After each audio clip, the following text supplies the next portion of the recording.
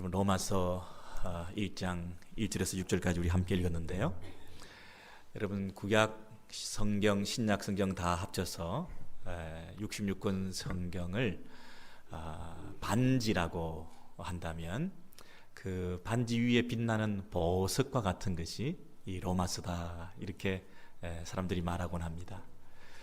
이 로마서를 통해서 이 빛나는 이 복음의 진수를 우리가 맛보고 또 그 능력의 말씀이 우리를 힘있게 변화시켜서 우리 남은 생애를 더 힘차게 신앙의 사람으로 달려갈 수 있는 그런 축복이 있게 되기를 소원합니다.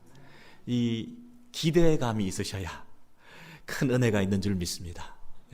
로마서 강해를 통해서 하나님께서 큰 은혜를 주시고 또 내 삶에 놀라운 분기점이 되는, 전환점이 되는, 신앙의 도약이 있는 그런 출발이 되는 그런 강해의 시간, 말씀을 사모하는 시간 여러분 되시기를 바랍니다. 이 로마서를 로마에 있는 교회가 받아들였습니다. 근데 그 편지를 딱 보니까 처음에 그 편지를 쓴 사도 바울이라는 분이 자기에 대해서 소개를 하고 있습니다. 여러분, 여러분이 편지를 쓰게 되면 여러분에 대해서 뭐라고 소개를 할 수 있겠습니까? 특별히 로마 교회 성도들은 한 번도 방문한 적이 없는, 처음 이렇게 대면하는, 사도 바울과 로마 교회 사이에는 큰 교류가 없었던 그런 상태에서 이렇게 중요한 복음의 메시지, 기독교의 교리를 집대성한 아주 중요한 깊이 있는 이런 신학적인 내용들을 전달할 때에 사도 바울 입장에서는 당연히 자신의 학적인 배경도 자랑하고 싶었을 것입니다. 내가 가말리엘의 문화에서 배웠다. 가말리엘의 위대한 신학자의 사사를 받은 사람이다. 자신의 어떤 아카데믹한 백그라운드에 대해서 얘기하고 싶었을 것입니다. 적어도 신학 박사다. 여러분, 자신의 어떤 그 학적인 배경을 통해서라도 그것을 전달하고 싶은 마음이 있었을 터인데, 놀랍게도 사도 바울은 로마서 1장 1절에 보니까 자신을 이렇게 경악할 만한 타이틀로 자기를 소개하고 있습니다. 로마서 1장 1절을 보시면 뭐라고 되어 있습니까? 예수 그리스도의 종 바울은, 그랬습니다. 여러분, 종이라는 것은 당시 로마 사회에서 이 노예 제도를 시행하고 있는 가운데서 아주 가장 하층의 계급인 노예를 말하는 것입니다. 종이다. 신학 박사가 아니고요, 종이다. 여러분, 사도 바울은 사울이었을 때 예수를 핍박하고 예수를 믿는 교회를 핍박하던 사람이었습니다. 왜요? 아니, 그들이 메시아라, 그들이 구원자라, 그들이 그리스도라, 이 예수를 고백했기 때문입니다. 이거 예수가 한 청년에 불과하지 어떻게 메시아냐, 그리스도냐, 구원자냐, 말도 안 된다, 다 잡아 죽이자, 이렇게 열심을 내었던 그 사울이었습니다. 근데요, 예수 그리스도, 그 예수가 그리스도라고 고백하면서 그 구원자이시고 메시아인 우리의 참 그리스도인 그 예수의 종이 되었다, 이렇게 처음 시작하고 있습니다. 그러므로 여러분, 이 로마서는 로마에 있는 성도들에게 뭘 얘기하고 싶어 하는 것입니까? 내가 믿는 예수, 그가 그리스도다. 나는 그 그리스도께 사로잡혔다. 나는 그 그리스도의 종이 되었다. 그 예수가 진정 메시아다. 이 얘기를 말하고 싶은 그 뜨거운 마음을 가지고 편지 제일 처음에 예수 그리스도의 종 바울, 이렇게 말하는 것입니다. 바울로스, 둘로스, 이 종이다. 이 바울이 종이다. 여러분, 이 예수 그리스도의 종 바울, 여러분, 참 놀라운 일입니다. 이 종이 된다는 것은 피하고 싶은 일이고, 될 수 있으면 종으로부터 벗어나서 자유를 얻으려고 하는 것이 인간의 욕심인데 어떻게 다시 종이 된다는 말입니까? 여러분, 이것에 대해서 로마서 1장 1절 오늘 본문의 그 하반절을 보시면 하나님의 복음을 위하여 택정함을 입었으니, 이 말이 좀 설명을 해주고 있습니다. 영어편을 보시면 분리되었다, 구별되었다라는 뜻입니다. 내가 복음을 위해서, 복음을 향하여 분리되었다, 이렇게 말합니다.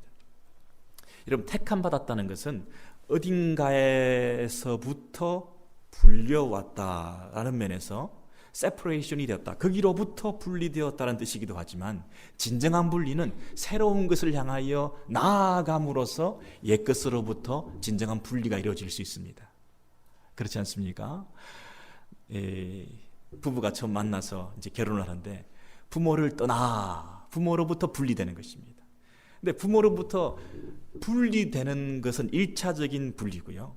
진정한 분리는 두 사람이 함께 손을 잡고 하나의 새로운 개체로서 하나됨을 이루면서 새롭게 부부의 도를 수행하면서 함께 나아가는 것이 있을 때 부모로부터 진정한 구별이 되는 것입니다.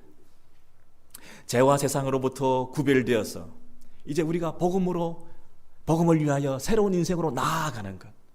우리가 여러분 사탄의 종이었는데 그 종된 상태에서 자유를 얻어서 분리되어서 나온 것으로 만족하는 것이 아니라 이제는 나를 건져주신 우리의 주인된 예수 그리스도 그분께 종이 되는, 이것이 참된 구별이다. 이것이 진정한 분리다.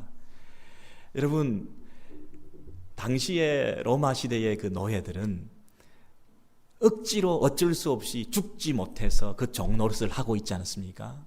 근데 예수 그리스도의 종된 사도 바울은 스스로 그 쇠고랑을 목에 걸었다는 것입니다.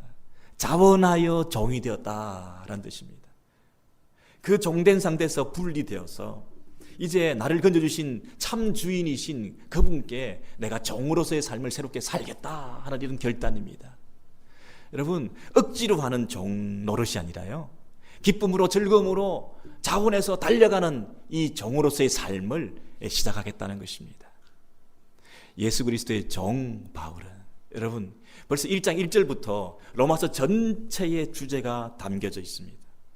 로마서는 두 부분으로 나눠지는데요, 첫 번째는 예수 그리스도를 믿고 그 신분을 말합니다. 예수를 그리스도로 믿고 하나님의 자녀가 되었다, 자유인이 되었다, 예수의 종으로서의 새로운 삶이 시작되었다, 신분을 말한다고 한다면, 이제는 그 하반절은 뭐냐면 예수를 믿는 사람으로서 어떻게 살 것인가, 삶에 대해서, 예수를 믿는 사람들의 삶의 모습에 대해서, 생활에 대해서 얘기를 하지 않습니까? 여러분, 우리가 예수의 종이 됐다는 것은 예수께 속했다는 소속이요, 예수의 종이 되었다는 신분을 말하기도 하지만, 이제는 예수의 종으로서 어떻게 살 것인가, 그 삶에 대해서 그리스도의 종의 모습이 어떠할 것인가를 나타내 보여주는 것입니다. 스스로 쇠고랑을 목에 걸고 예수의 종으로서 어떻게 살 것인가. 그리고 사도 바울은 중간에 이 목에 메고 있는 쇠고랑을 벗어 던지고 싶을 때가 얼마나 많았겠습니까? 내가 예수의 종으로 신분은, 소속은 그렇게 됐다 할지라도 그렇게 살아가는 것이 얼마나 부담스러웠겠습니까? 생명의 위협을 느끼면서 예수의 종으로서 살아가는 것이 얼마나 힘들었겠습니까? 오해를 받고 핍박을 받으며 멸시를 받으면서 사도권을 부인당하고 사람이 무시당하고 조롱을 당하면서 사람 취급도 받지 못하고 경제적인 공핍을 당하고, 여러분, 또 선교비를 밀린 걸 내놔라고 얘기하고 싶을 때, 여러분, 이런 말을 할 때, 야, 이거 벌써 던져버리고 싶지 않겠습니까? 구찬 생각, 구찬 소리 하지 않고 그냥 자유롭게 그냥 살고 싶은 그런 마음이 있지 않겠습니까? 이런저런 어려운 가운데에서도 끝까지 예수의 종된 모습을 견지하면서 신앙인의 자세를 끝까지 지켜나갔던 그 예수 그리스도, 일평생 복음에 매이고 예수 그리스도에게 매여 살아가는, 어떤 의미에서 진정한 자유, 참 자유인으로서의 삶을 살아가는 이 사도 바울의 모습, 오늘 이 사도 바울에 대해서 우리는 좀 배우기를 원합니다. 예수 그리스도의 종 바울은, 여러분, 어떻게 하면 우리도 이 예수 그리스도처럼 자원하는 마음으로 예수의 종으로서 끝까지 변함없이 그 주님을 기쁘시게 하는 삶을 살아드리는, 신분과 삶이 일치되는 이런 삶을 살아갈 수 있을까요? 우리가 신앙생활 하다 보면 예수 믿고 하나님 자녀가 되었는데 구원받고 천국 가는 것으로 만족하고 정말 천국 백성처럼 살아가지 못하는, 시험과 환난을 닥칠 때에, 세상의 유혹과 미혹에 빠질 때, 먹고 사는 것이 힘들 때에 우리가 금방 이 예수의 종의 본분을 망각하고 헌신을 유보하고 최선을 다하여 주님을 섬기지 못하고 주님의 기쁨이 되기보다는 내 기쁨을 위해서 살아가려고 하는 이런 모습으로 살아가는 우리의 이 신앙생활의 연약함을 청산하고 어떻게 하면 사도 바울처럼 끝까지 주를 위하여 달려갈 길을 달려가는 신앙의 경주자의 역할을 감당하는 이런 모습으로 우리가 살 수 있을까요? 초지일간 처음부터 끝까지 여러분 이 사도 바울이 달려갔던 삶을 좀 돌아보세요. 마지막 피니시 라인에서 완전히 완주해내면서 끝까지 최선을 다해 달려가 마지막 한 방울 한 방울 최선을 다해서 그 생명 다하여 달려갔던 그 인생의 노브라고 은퇴라고 적당히 대충대충 살아가는 삶이 아니라 회심하기 전보다 회심한 이후에 오히려 더 힘껏 달려갔던 삶. 이러면 우리가 말이죠, 예수를 믿으면 이상하게 소극적인 삶이 되는 경향이 있어요.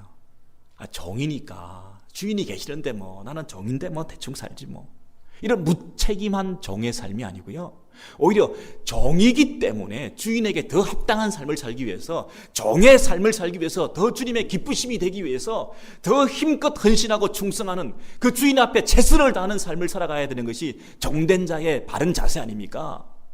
종이니까 대충 사는 게 아니고요, 종이기 때문에 더 열심히 사는 것이 주님 앞에 기쁨이 되니까 더 헌신된 삶을 살아야 되지 않겠습니까? 그럼 사도 바울이 예수를 믿기 전에, 회심하기 전에 얼마나 열심히 있었습니까? 예수 믿는 사람을 핍박하기 위해서 얼마나 뛰어다녔습니까? 광분하다시피 뛰어다니지 않았습니까? 근데 그 열심이요, 예수 믿고 나서 없어졌습니까? 아니요, 예수 믿고 나서 더 열심을 내었습니다. 더 적극적인 사람이 되었습니다. 수동적인 사람이 아니라 종이니까, 대충이 아니라 더 뛰어다녔습니다. 왜요? 종이니까, 주인이 계시니까. 그 차이가 뭡니까? 이전에는 자기가 주인이었습니다. 자기가 주인이 돼가지고 자기 열심에, 자기 능력으로, 자기 만족으로 그렇게 뛰어다니는 인생의 전반전이었다고 한다면, 인생의 후반전은 우리 주님이 주인이 되어서 주님이 기뻐하시는 삶을 살기 위해서 그 주님의 종된 사람으로서 마땅히 그 주님을 기쁘시게 하기 위해서 더 열심히 헌신하고 뛰어다녔던 그 주님이 주시는 능력으로, 그 주님이 주시는 지혜로, 그 주님이 주시는 힘을 바탕으로 더 인생의 후반전을 더 소진하며 최선을 다하여 달려갈 길 달려갔던 더 적극적인 사람이 되었습니다. 더 열심을 내었습니다. 단순히 구원받은 것으로 만족하지 않고 구원받은 사람으로서 합당한 삶을 살아드렸습니다. 복음을 받아들인 것으로 만족하지 않고 복음을 증거하는 일에 인생을 걸었습니다. 단순히 세상으로부터 분리된 것으로 만족하지 않고 진정한 의와 거룩을 향해서 달려갔습니다. 복음을 위하여, 복음을 위하여. 예수 그리스도의 종 바울은, 여러분 어떻게 하면 우리는 이런 놀라운 사람이 될 수 있겠습니까? 여러분 적당히 하는 신앙생활, 중간에 하다가 헌신을 유보하는 우리의 모습들, 힘든 일이 있고 고통스러운 일이 생기면 일단 그것부터 해결하고자 하는 우리의 마음들, 우리에게 소명을 주시고 우리에게 삶의 목적을 주시는데 뒤로 연기하고 미루면서 우리가 복음을 위해서 달려가지 못하는 우리의 삶의 우선순위를 주님에게 두지 못하고 있는 우리의 모습들, 어떻게 하면 이게 가능할까요? 어떻게 하면 사도 바울처럼 식지 않는 열정을 가지고 달려갈 수 있을까요? 오늘 놀랍게도 그 비결을 1장 2절에서 이렇게 소개하고 있습니다. 1장 2절을 여러분 보시면요, 이 복음은 하나님이 선지자들로 말미암아 그의 아들에 관하여 성경에 미리 약속하신 것이니라. 그럼 1장 1절에 뭐였습니까? 내가 예수 그리스도의 종이 되었다. 종이 되었다. 근데 그 예수가 그리스도라고 하는 이 복음이라고 하는 것에 내가 종이 되었는데, 그 예수가 그리스도라는 것을 전파하는데 내 생명을 걸기로 하고 내가 종이 되었는데, 그 복음의 내용이 뭐냐 하면, 그 복음이 어떻게 해서 우리에게 주어졌느냐 하면, 이 복음은 갑자기 어느 날 적극적으로, 감정적으로, 충동적으로 나에게 던져진 게 아니라 성경에 보니까 하나님께서 그 구약시대 때부터 그 오랜 세월을 거쳐서 선지자들을 통해서 약속하시고 미리 말씀하시고 예언하셨던 그 아들에 관한, 그 메시아, 그 구원자에 관한 그 약속의 성취로 오신 분이셨구나. 이 복음이 바로 구약적인 하나님의 큰 계획 가운데 하나님의 신실하신 약속의 성취로 여기에 주어진 분이시구나. 우리가 십자가에 못 박아 죽였던 그 예수가 하나님의 아들이셨구나. 그 이전부터 인간이 범죄하고 타락한 이후부터 하나님께서 약속해 주셨던 그 인류의 구속 사업이 계속되고 진행되어서 그 수천 년의 역사를 거쳐오는 동안에 한순간도 하나님의 이 열심은 중단 없이 우리를 향하신 하나님의 그 구원의 계획은 그 열심은 계속되어 오다가 때가 참에 하나님께서 우리에게 주신 우리의 인류의 참 구원자시구나. 그것을 성경을 통해서 다 깨닫게 되었다는 거예요. 여러분, 사도 바울이 구약의 대학자 아닙니까? 율법의 전문가 아닙니까?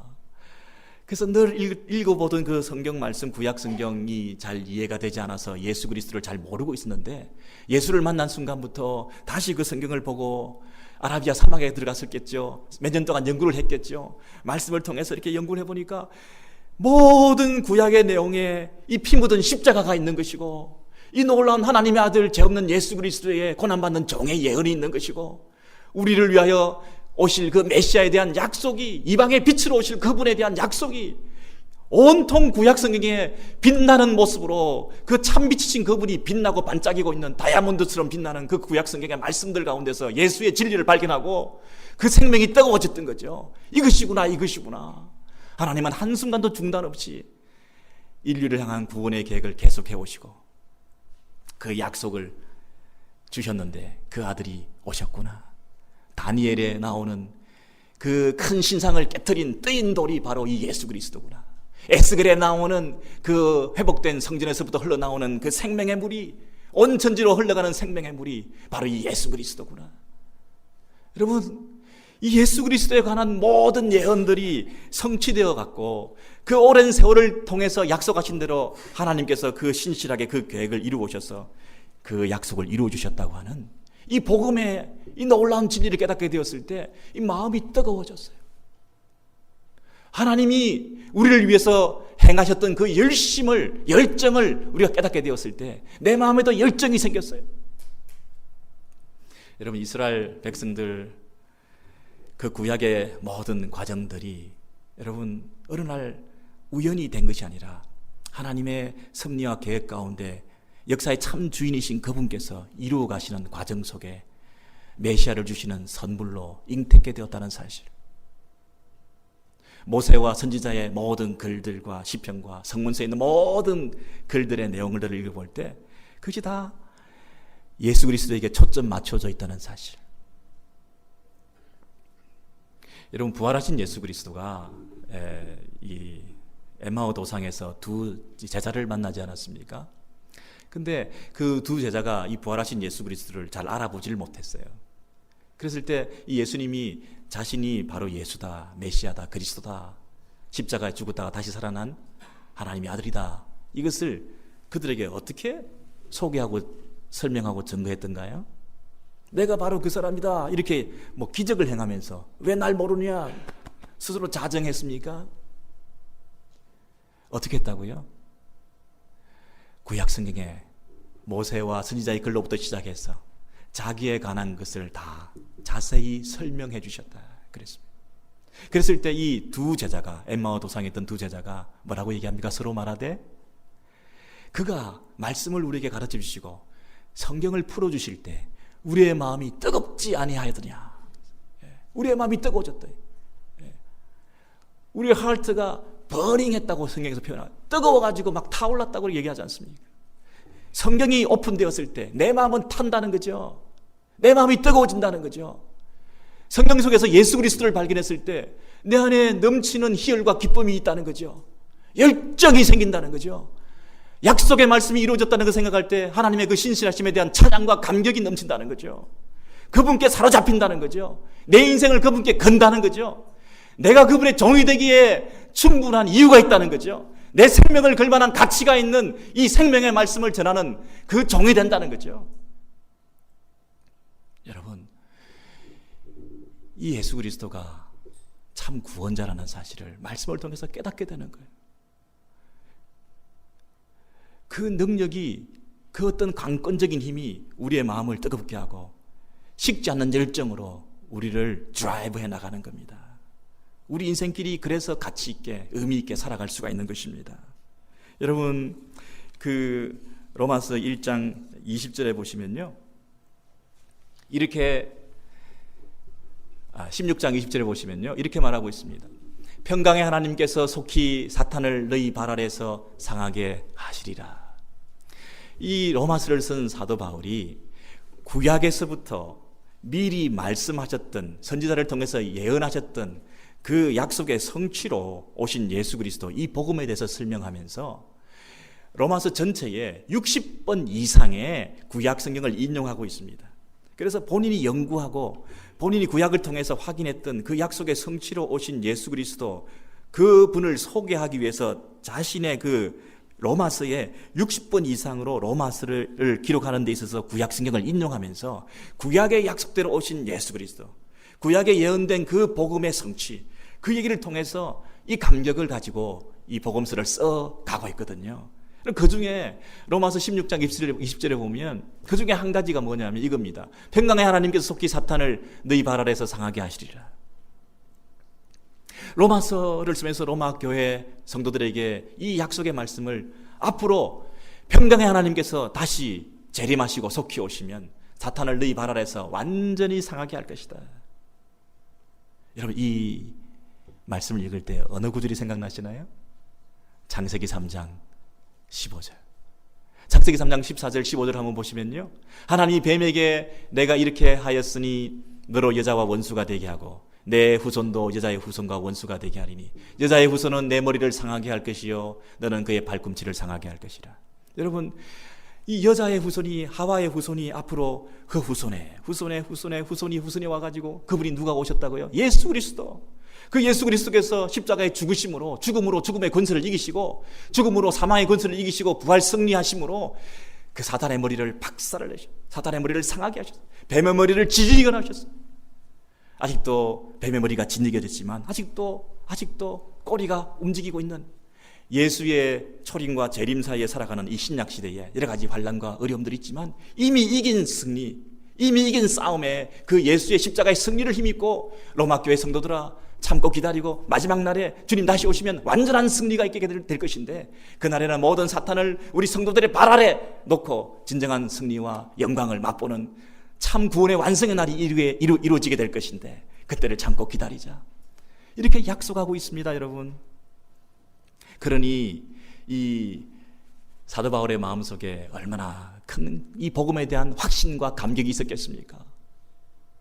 그래서 그 감격을 가지고 이 성경에서 미리 예언되었던, 선지자를 통해서 미리 약속하셨던 그 하나님을 신뢰하면서 자신의 구원의 기초가 바로 신실하신 하나님에 있고, 자신의 식지 않는 이 사역에 헌신된 열정의 그 기초가 살아계신 하나님의 그 신실하신 사랑에 있고, 하나님이 나에게 신실하실 것이고 역사에 신실하시고 당신의 예언의 약속에 신실하셔서 그 일을 이루어 가시고 초림하시고 재림하시고 당신의 구원객을 이루어 가실 것이라고 한다면 나는 그분 앞에서 신실해야 된다.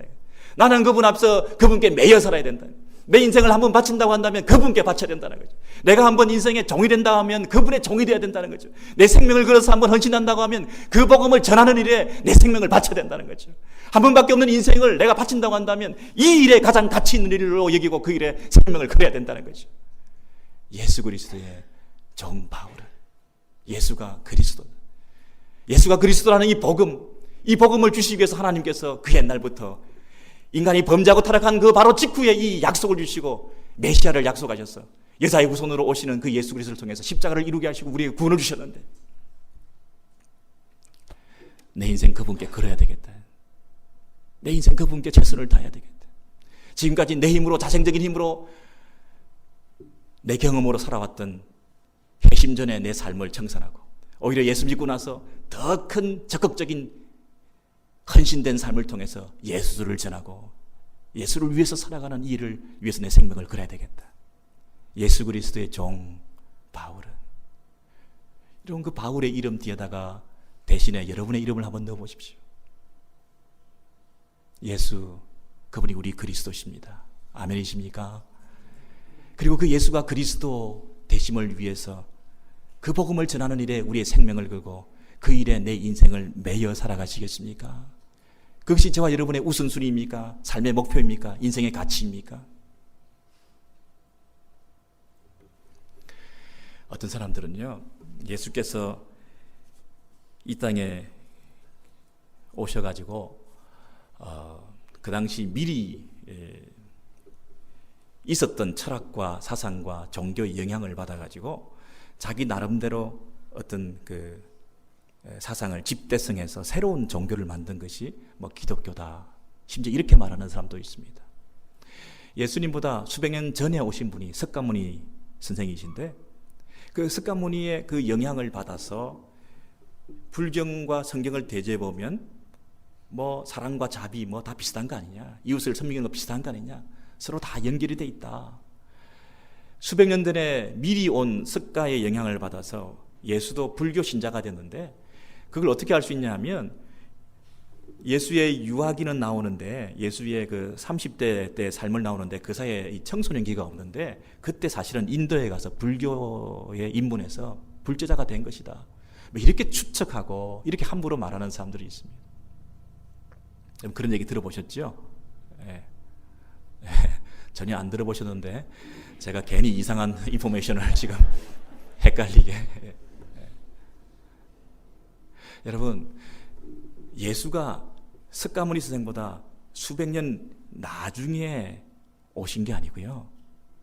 예수께서 영세전부터 미리 그 옛날에 수천 년 전에 석가모니가 오기 전보다 수천 년 전에 창세전에 하나님께서 예비하신 하나님의 아들이시오. 그 하나님의 아들을 인류의 구원을 위해서 때가 참에 보내어 주신 거죠. 때가 다른 석가나 뭐 소크라테스나 뭐 다른 사람보다 늦게 와가지고 이게 문제가 되는 게 아니고요. 하나님의 때에 오신 거죠. 중국의 유교도 해결하지 못하고, 인도의 불교도 해결하지 못하고, 그리스의 철학도 해결하지 못하고, 유대의 율법도 해결하지 못하는 인류의 참 구원의 문제를 해결해 주시기 위해서 그들은 다 실패하고 다 절망했는데 하나님께서 때가 참에 그 모든 인생들을 다 구원하시기 위해서 인류의 참 구원자로 오신 예수 그리스도. 여러분, 그 예수 그리스도가 우리의 참된 구원자가 되심을 우리는 믿고 그것을 가장 의미 있고 가치 있는 인생의 목표로 삼아 그 예수를 증거하는 인생, 그것이 저와 여러분에게 주어진 사명 아니겠습니까? 이 사명에 붙들림만 되었을 때 인생에 생기가 넘칩니다. 목적 없는 삶은 풀이 죽어 있습니다. 그러나 힘들고 어렵지만 이 사명에 붙잡힌 삶은, 그리스도의 종으로서 살아가는 이 삶은 여러분 넘치는 추진력과 생동력과 우리 안에 삶을 이끌어가는 원동력이 우리 속에 있는 줄 믿습니다. 내 마음에 뜨거움이 있기 때문에, 내 마음에 열정이 있기 때문에, 하나님의 열심을 깨닫고 하나님의 그 신실하신 사랑으로 나를 사로잡아 주셨기 때문에 나도 그 하나님 앞에서 신실하게 그 일을 위해서 끝까지 달려갈 수 있게 되는 줄로 믿습니다. 여러분, 그 삶에 사역에 열정이 생기셔야 됩니다. 예수 그리스도의 종 바울은 그렇게 살 수 있는 비결은 말씀을 통해서 하나님이 약속하신 예수 그리스도, 어느 날 갑자기 적극적으로 주어진 복음이 아니라 하나님의 신실하신 계획 가운데 우리에게 주어진 하나님의 그 사랑, 그것을 깨닫게 되었을 때 우리가 흔들림 없이 견고한 신앙을 가지고 그 말씀에 사로잡히고 그 약속과 예언의 성취를 통해서 이루시고자 하시는 그 하나님의 사랑에 감격해서 우리도 그 사랑을 전하는 일에 헌신하게 되는 것입니다. 여러분, 우리의 삶이 어떠한지 한번 돌아보십시오. 우리가 불치병을 앓고 있는데 오랜 연구와 실험 끝에 그 완전한 치료제가 발견되었다고 한다면, 여러분, 그 기다리던 그 기적의 치료제가 발견되었다고 한다면 얼마나 기쁘겠습니까? 내가 그것을 경험해 보니 내가 그 치료제를 통해서 회복되고 완치가 되었다고 한다면, 여러분께서 그와 같은 질병에 걸려있는 사람들을 위해서 그것을 전하는 일에라도 생명을 걸고 그것을 전하는 일에 내 삶을 다 바쳐도 여러분의 삶은 가치 있는 인생 아니겠습니까? 우리 인류가 죄라고 하는 이 치명적인 질병을 가지고 이 복음, 이 예수, 이 십자가, 하나님께서 직접 제조해 주신, 우리에게 주신 이 선물, 이 치료제를, 이 치명적인 질병을 100% 치유할 수 있는 하나님의 이 치료제를 우리가 전달받고 우리가 경험했다고 한다면 이 일에 대해서 우리의 생명을 걸고 이것을 전하는 일이 내 삶의 동기가 되고 이 일에 내가 집착하는 것이 위대한 집착이 되어서 그분께 정의 삶을 살아가는 그 한 올곧은 그 인생을 살아가는 것이 흡의하는 인생이 되겠습니까? 가장 가치 있는 인생 아니겠습니까?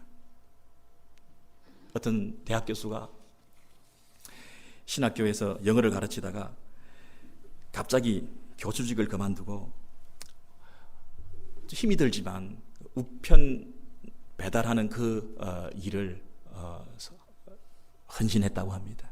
그래서 동료 교수가 아니 어떻게 나이도 있고 육체적으로 힘도 들 텐데 그 연구직을 그만두고 우편 배달하는 일에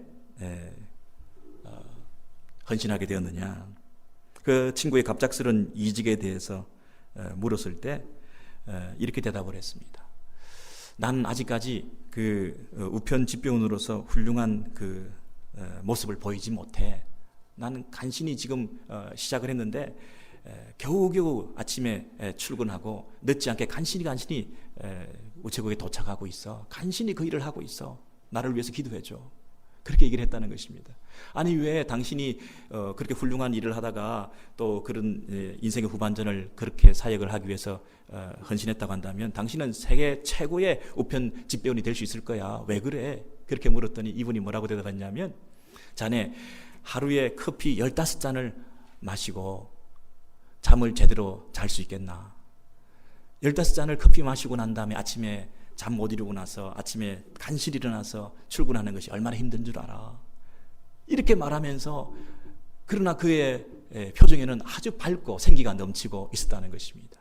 그 일에 만족하면서 그 일을 하고 있는 것입니다. 어떻게 된 일인지 알아보니까 그가 배달 가는 모든 사람들마다 그 외로움에 지쳐 있고 양로원을 방문하고 한 사람도 그동안 이 분이 배달하기 전에는 그들과 대화해주고 만나준 적도 없는 그 사람들을 향해서 이 사람이 하루에 10몇 명씩이나 만나서 차를 마시며 대화를 하고 시간을 보내면서 오랫동안 함께하는 시간을 가지고 있는, 그래서 낮에는 그렇게 뛰어다니다 보니까 차를 마시다 보니까 밤에 잠이 오지 않는 이런 삶을 통해서 살아가는 이 삶이 고달프고 힘들 것 같지만은 얼마나 가치 있는 삶을 살아가는지 막 마음이 흥분되고 마음이 뜨겁고 그 영혼들을 생각할 때 기뻐 죽겠다고 하는 가장 가치 있는 인생을 살고 있는 자가 가지는 그 인생의 생기를 느끼는, 여러분 우리 안에 이런 가치 있는 삶을, 의미 있는 삶을 보내고 있을 때 느끼는 희열과 이 감격이, 흥분됨이, 이 열정이 그 속에서 느껴지고 있는, 여러분 그런 삶을 그가 살고 있다는 것을 그 동료 교수가 느끼고 얼마나 부러워했는지 모른다. 그런 글을 읽은 적이 있습니다. 여러분, 목적 있는 삶, 사명 있는 삶, 가치 있는 인생, 가치 있는 일을 위해서 우리의 모든 것을 버리고 그 일을 위해서 내 시간을 드리고 있을 때에 가지는 이 기쁨, 거기에 내가 스스로 자원해서 매여 있는 자의 그 감격, 여러분 이것이 허비하는 인생이겠습니까? 시간을 낭비하는 것이겠습니까? 왜 우리가 교회 사역을 하고 주의 일을 한다고 하면서 이것이 힘들고 마치 손해보는 것 같고 억지로 하는 것 같고 남들은 안 하는데 나만 하는 것 같고 왜 이것이 비생산적인 일인 것처럼 보입니까? 왜 그렇습니까, 여러분? 가장 가치 있는 일, 가장 의미 있는 삶, 예수 그리스도 예수 그분의 종된 삶, 자원하여 그분께 스스로 매인 자의 삶을 살아가는 그 하루하루의 삶이 낭비입니까? 예배드리는 것, 헌신하는 것, 여러분 신앙생활하는 것, 이것이 낭비입니까? 여러분 기왕할 바야 예배도 제대로 드려야 되지 않겠습니까? 예수 그리스도의 종으로서 참 주인이신 참 왕이신 그분 앞에 제대로 된 예배를 드려야 되지 않겠습니까? 세상으로부터 나와서 타 종교로부터 나와서 기독교에 귀의했다는 것 자체가 다가 아니라 이제는 기독교에 귀의해서 예수를 믿게 되었으면 예수를 제대로 예배하는 데 최선을 바쳐야 되지 않겠습니까? 북한에 방문했던 그 기독교인들이 많았는데 그 목사님들이 북한의 봉숙교회, 평양의 봉숙교회에 방문해서 예배를 드리고 난 다음에 그 평양의 그 북한 고위 관리들이 하는 얘기들을 전해 듣게 되었습니다. 그 북한의 관리들이 뭐라고 얘기하는지 아십니까? 나만의 기독교 별거 아니야. 뭐 교리를 보니까 뭐 삼위 성부 성자 뭐 그런데 우리도 아바이 수령 동지가 있고, 그 아들 그 성자고, 거의 그런 수준에서 신격화되어서 섬기고 있는데 나만 기독교인들이 와서 예배드리는 태도를 보니까 걸러 먹었어. 그들이 섬기는 참 하나님 앞에 드리는 예배 태도가 그래가지고는 안 되지. 뭐 비디오 카메라 돌리면서 남들 기도할 때 보니까 막 돌리고 있대. 결국 자기 선전하고 내려가가지고 자랑하기 위해서, 자기 기록 남기기 위해서 그런 거 아니야. 하나님 앞에 예배 드리는데 그런 것 때문에 예배를 그렇게 등한히 하고 있는데 우리는 그렇게 못해. 우리가 수령 동지 앞에, 아버지 앞에 눈물 뿌리는 거 안 봤어? 여러분, 예수 그리스도의 종, 하나님의 자녀, 우리의 신분과 우리의 소속에 걸맞는 삶을 우리가 살아가십니까? 그분께 대한 진정한 예배가 있습니까? 최선을 다해서 헌신하십니까? 여러분의 시간과 물질과 가진 것을 통해서 그분께 내 삶을 다 바치는 종된 삶을 정말 살아가십니까? 일관되게 지속적으로 한 번 그분의 자녀가 되고 한 번은 그분의 종이 되어서 여러분이 그 주인을 모시고 주인을 기쁘시게 하는 삶을 살기 위해서 내 평생을 바치면서 달려가십니까? 예수 그리스도의 종 바울은, 여러분 1장 1절을 흘려 듣지 마시기 바랍니다. 예수 그리스도의 종 바울은 저와 여러분의 삶 가운데 새로운 결단이 있으시기 바랍니다. 예수 그분이 우리의 주인이 되어주시고 왕이 되어주실 때 그분이 우리의 삶을 책임져 주시고 인도해 주시고 축복하시고 위로하시고, 그 예수 그리스도 그분이 우리에게 영원한 만족을 주시고 여러분 인생을 책임져 주시고 끝까지 인도해 주시고 구원을 완성시켜 주시고 이 땅의 모든 필요한 것들을 공급해 주시고 이 세상 넘어 있는 그 영원한 세계까지 그분이 여러분을 붙들어 주실 것입니다. 사나 죽으나 우리는 주의 것이로소이다. 주님께 속한 자입니다. 죽음의 너머에서도 우리는 그분께 속해서, 죽음의 너머에서도 우리는 그분을 의지하고 살아가는 자들입니다. 이 땅에서 먹고 마시는 문제로 그 주인을 슬프게 해드려서는 안 됩니다. 그 주인을 배신해서는 안 됩니다. 그 주님을 따라서 올곧게 살아갈 때에 그분께서 이 땅에서도 승리할 수 있는 힘과 용기와 위로와 능력을 허락해 주실 것입니다. 예수가 나의 힘이십니다. 나의 능력이십니다. 이 고백과 이 은혜가 저와 여러분 가운데 있게 되기를 바랍니다. 우리 주님의 마음 닮아서